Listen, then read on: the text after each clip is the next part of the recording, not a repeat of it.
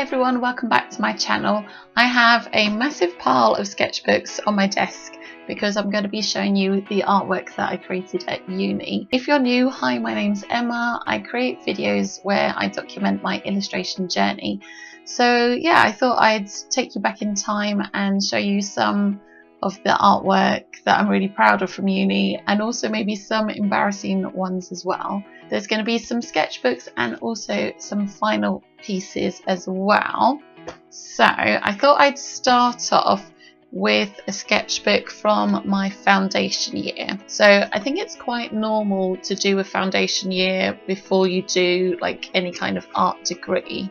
One of the projects I wanted to show you was a project that I did about, well, it sort of started off as being about time travel. I am quite a fan of time travel. I always have been. I love anything in stories to do with time travel, films to do with time travel. I love the concept of it. I love looking back at like sort of old photographs, and I love like nostalgic things to do with like childhood, and I just find the concept of time travel, particularly like going back in time, just very fascinating. But yeah, so originally I was gonna try and come up with like a design for a time machine. My friends introduced me to steampunk, so I was sort of looking at lots of steampunk things. I've stuck some research in here. I started looking at like the sort of still life paintings and like the symbolism, and obviously they have lots of stuff to do with like life and death and objects that you can't take with you when you die. They often have flowers in them. Yeah, so I was sort of thinking about like how flowers decay, and I ended up making this, which is my arm. Hi. This is made of resin. Yeah, so it's got flowers and petals. So in my sketchbook, I've recorded the process of how I created the arm. But yeah, I had a lot of help from this lady who was like an expert in like making casts. Yeah, we decided the best way to do it would be to first of all make a plaster cast of my arm, then make a rubber mould from that, which would be like the inverse of my arm, sort of like the negative space of where my arm was, and then we poured the resin into that. Then also like shoved in a bunch of flowers and leaves that I bought. The flowers were pink to start with, and obviously the leaves were green, as you can see from the pictures, but then over time the flowers and the petals have gone brown, which is quite cool.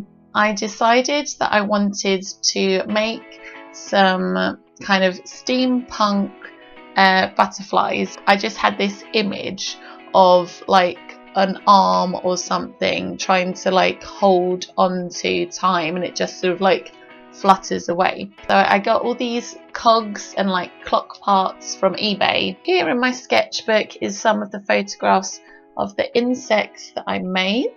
But yeah, this was really fun coming up with these insects. I then went and took some photos of them and roped my friends into helping me, and I was inspired by like these sort of hoax photos of people finding fairies, and this is just a drawing that I did of my insects afterwards. So all of this work was to go towards our final show. So I had like my arm on display, the butterfly clock insects hanging down, and something that I actually forgotten that I had was this comments book. So it says comments please.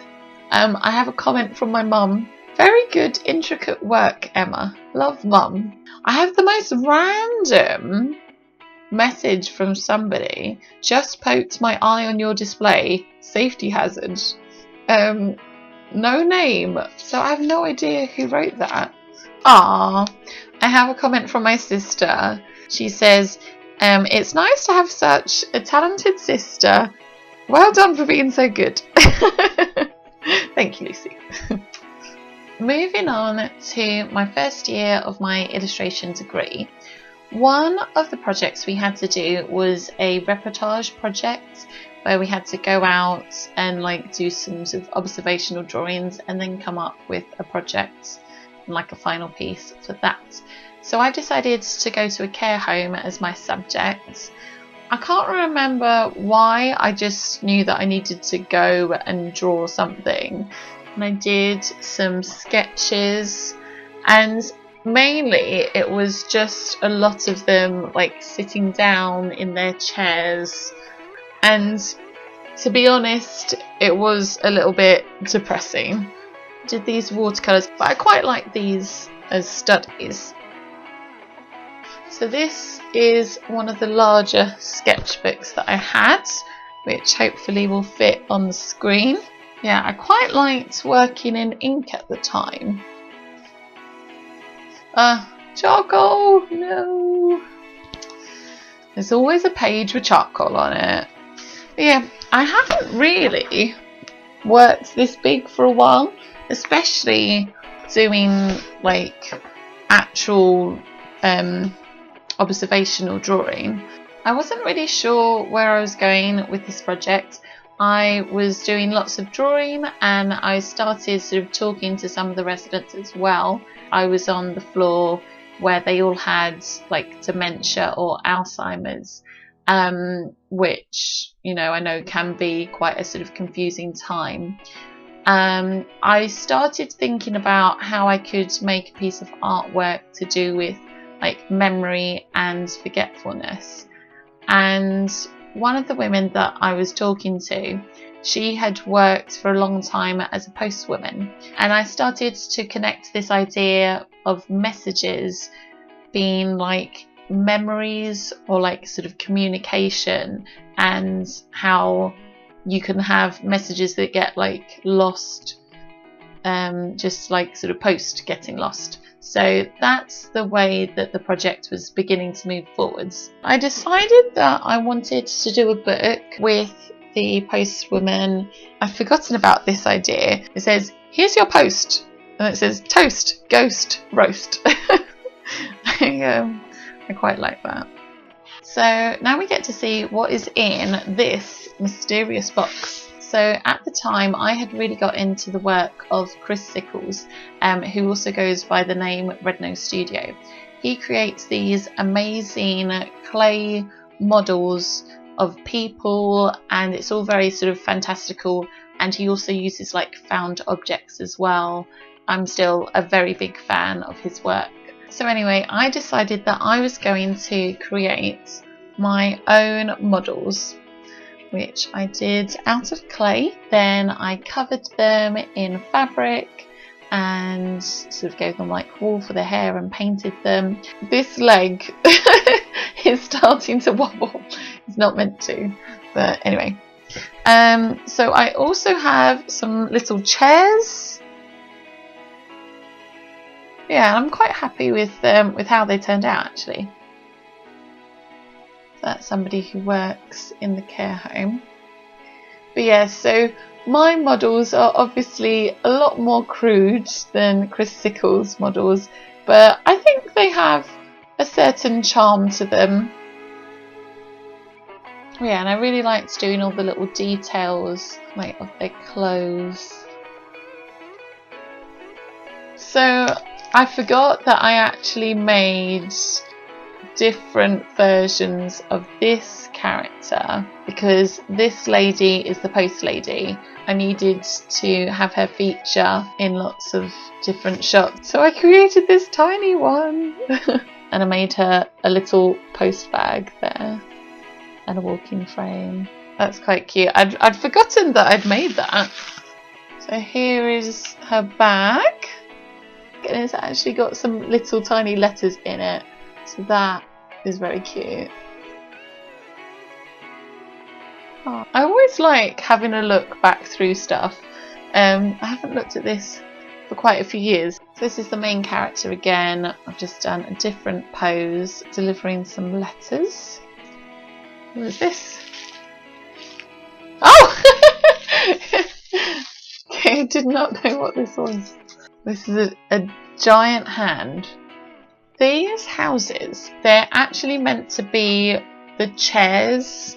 Like, so I've done like blue houses and blue chairs, and it's meant to be the same kind of shape. So once I'd made the figures, I then created a set and took photographs of them. So here people are talking and their words are coming out as post, and then she finds herself reminiscing about being a postwoman. So I've created this set which is kind of like a brain, but a kind of very abstract one. So I just had some sort of pink fabric. When I was drawing brains, it kind of came out as looking a bit like a maze. So I was doing this whole thing to do with being like lost in your own thoughts as well.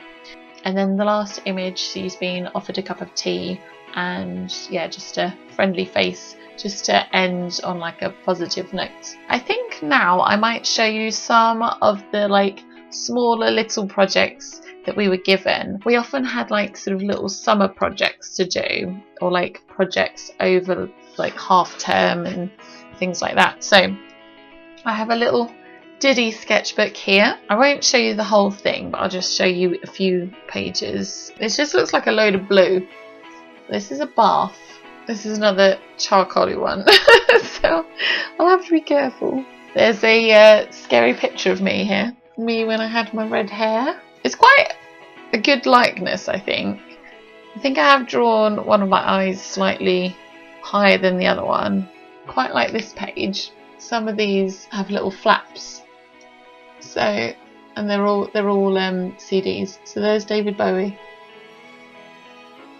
There's Keane. Who's that? Oh, Goldfrapp. I love this page. It says, when I was a child, I used to make pictures from hair that I found in the bath. How gross. I haven't made this with hair, by the way. I have made this with thread. This one I quite like as well. Out of the corner of my eye, cats look like jumpers and jumpers look like cats. I had a jumper that I didn't wear anymore, turned it into this like cat face. And then this is our old cat Tim. Covered him with some jumpers and stuff. To be honest, he was probably quite cosy. Which one's the cat? Oh, which one's the jumper? I've done these things that says lift, no jumper. I quite like this idea actually. Another self-portrait of me when I had red hair. This was quite a fun project that we did over the holidays. We were given a photograph and we had to come up with storyline. Did we have a photograph at the end? Yes. We were given two photographs.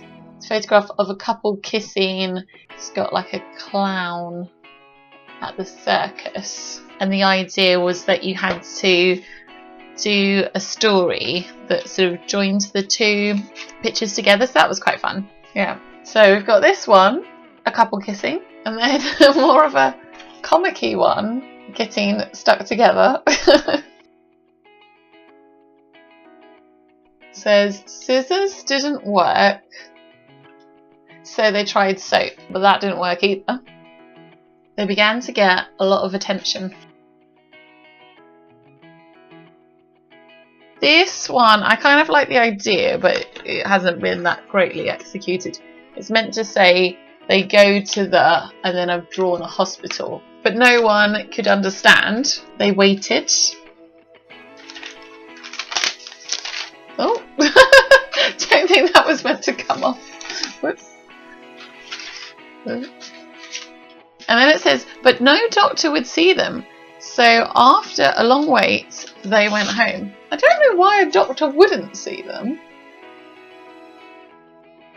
Yeah, I've been quite experimental with this. Oh. Okay, and then this says, but they lived in two different houses and spent all night deciding which one to live in.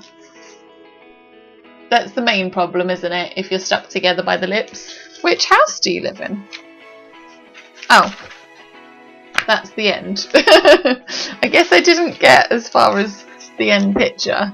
I guess I was trying to work out how it should have got to the surface. If you can think of a way to end the story, please leave it in the comments, because I was quite getting into that, so I'd be interested to know where you think you should take that. But yeah, feel free to finish it off. So in my second year we had a project where the theme was transformation, and I'd heard about this LARPing event that happens in Chislehurst Caves. If you don't know what LARPing is, it's where you sort of dress up and do like a role play. I think it stands for live action role play. There's me drawing and having my face paint done. Yeah, and I liked the sort of transformation idea of people going from like their normal persona to like this character that they've created. I contacted the group and they actually had this special event that was happening where they had somebody was doing like face painting. I think it was kind of like a taster session. Yeah, it did look quite cool in the cave. I remember it being very cold. This guy was cool. His character was like a bear. Yeah, this guy had really gone like all out there with like the sort of monster makeup and stuff. As you can see, we actually played a card game. The thing that really interested me was seeing these characters doing like normal things. It was just quite interesting watching them like have lunch, to have them like eating chips and stuff, but they were dressed up as like sort of demons. This is the sinks where they do all their face painting. I decided that I really wanted to make some more models. He's had a slight injury. His finger's a bit broken. But yeah, I thought it might be useful if I could like turn his head. I actually put like wire in the arms. They've got like soft clay in like most of their body. Their legs are all like soft clay, and then they've got wire through them, and then they attach with like hard clay sort of feet and hands. Needs a green sponge for his green face paint. These characters are based on the people that I met and like the drawings that I did of them. I also made a cave, which was basically a box that I paper machéed, and then I got this spray paint that had like a rock effect. I seem to remember it was like winter or just very cold, so I had all the windows closed and I was spraying and just getting like really high on the fumes. Tom came home from work and was like, Emma, you need to go outside. And I was wearing like some really like scruffy clothes. I don't think I'd like washed for a while. I hadn't really eaten very much. And yeah, I didn't really want to leave the house, but Tom was like, no, Emma, you need some air. It kind of looks like his head is actually falling off his body. So this is my favourite one. Oh dear. Let me sort your glasses out. They're falling down your face.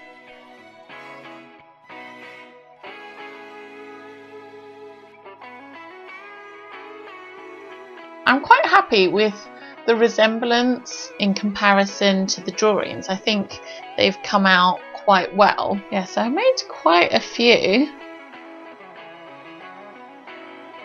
I like this lady's trousers.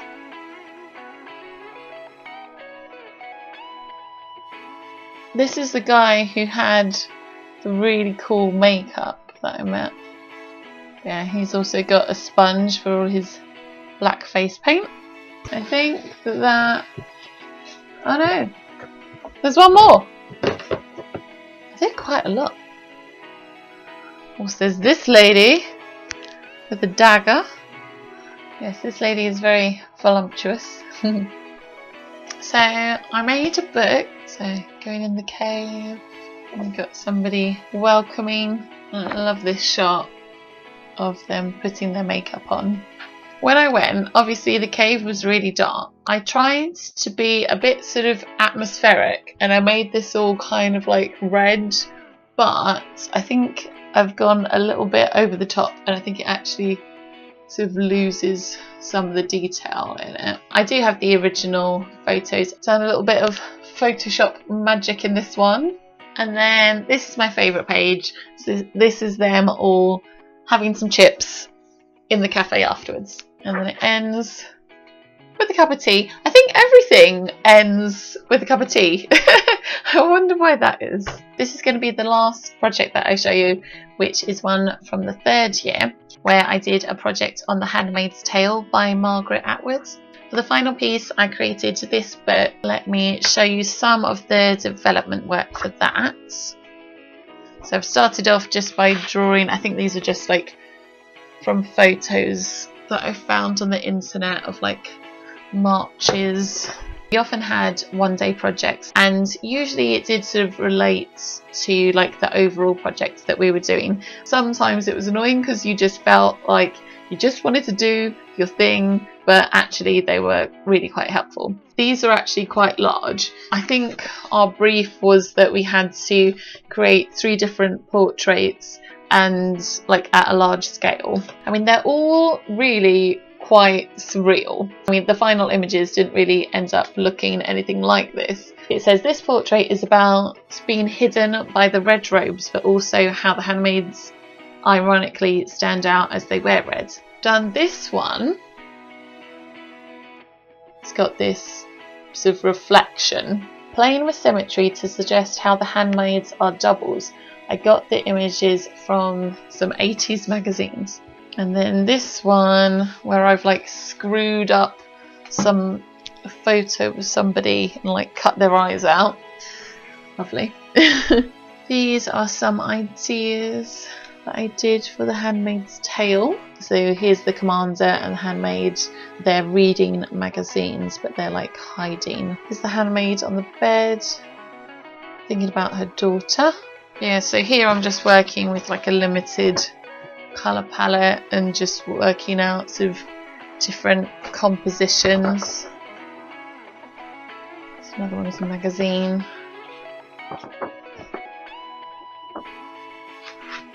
This one I really like. I really like the perspective. I think it looks quite sort of isolating. I started drawing a handmaid in the bath. I was sort of using this idea of it looking like blood. That's the cloak and that's the shoes. Yes, there's some interesting imagery here. I quite like this idea. I didn't use this, but I've written here there's a moon marking time. Yeah, like the wings that they wear, and that's sort of representing the moon. I quite like that idea. I drew a bed covered in like barbed wire. I was using ink. Yeah, I was trying to draw the red robes that they wear and trying to get like a blood effect. Quite a few different versions of that. Trying to get like the perfect blood sort of splatter. And the result is this book. On the cover, I've got sort of like a spotlight. These are handmaids all like in twos. I really wish that I'd done the other handmaids, like that I'd made them stand out a little bit more, because I don't think that that is very clear.